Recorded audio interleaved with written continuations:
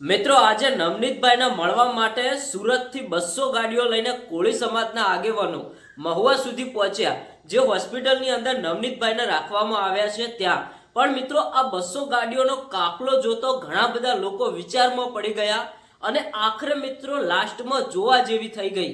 અત્યારે હાલ સૌથી મોટા સમાચાર મળી રહ્યા છે કે બગદાણાની અંદર જે નવનીતભાઈ ઉપર હુમલો કરવામાં આવ્યો, ઘણા બધા લોકો જાણે છે કે આજે 8 થી 9 દિવસથી વધારે થવા આવ્યું પણ હજુ સુધી નવનીતભાઈને ન્યાય નથી મળ્યો.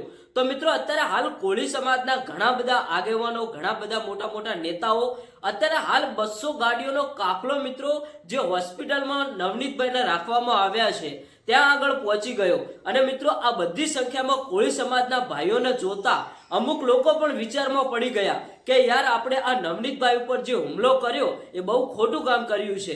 મિત્રો જે પણ વ્યક્તિઓએ, જે પણ ગુનેગારોએ નવનીતભાઈ ઉપર હુમલો કર્યો છે, હવે એ લોકો પણ ડરી ગયા. ક્યાંક ને ક્યાંક મિત્રો 200 ગાડીઓનો કાફલો આવ્યો, ઘણી સંખ્યામાં પોલીસ જોવા મળી અને મોટા મોટા આગેવાનો જોવા મળ્યા. હવે મિત્રો જે પણ આરોપીઓ હશે એમને કડકમાં કડક સજા મળવાની છે. કારણ કે તમે બધા જાણો છો કે નવનીતભાઈ વારંવાર કહેતા હતા કે મારી ઉપર જે હુમલો કરાવ્યો છે એ હુમલાના મેન આરોપીઓ કોણ છે હવે તો આખું સોશિયલ મીડિયા જાણે છે. પણ મિત્રો હવે અત્યારે હાલ થોડાક જ કલાકોમાં સાબિત થઈ જવાનું છે કે નવનીતભાઈ ઉપર હુમલો કરાવ્યો તો કરાવ્યો કોને. કારણ કે અત્યારે હાલ કોળી સમાજના ઘણા બધા ભાઈઓ ખૂબ જ રોષે ભરાઈને અત્યારે નવનીતભાઈને ન્યાય અપાવવા માટે છેક સુરતથી મિત્રો મહુવા સુધી પહોંચ્યા છે. તો હવે ક્યાંક ને ક્યાંક નવનીતભાઈને ન્યાય મળવા જઈ રહ્યો છે. હવે મિત્રો આપણે તમે એક કોમેન્ટ કરીને જણાવતા જજો કે આ હુમલાની અંદર કોનો હાથ હોઈ શકે.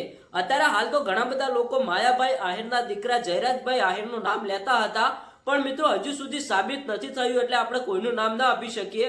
પણ હવે આવનારા કલાકોની અંદર સાબિત થઈ જશે કે આ હુમલાની અંદર મેન આરોપી કોણ છે. તો મિત્રો તમે શું કહેશો કોમેન્ટ કરીને જણાવતા જજો.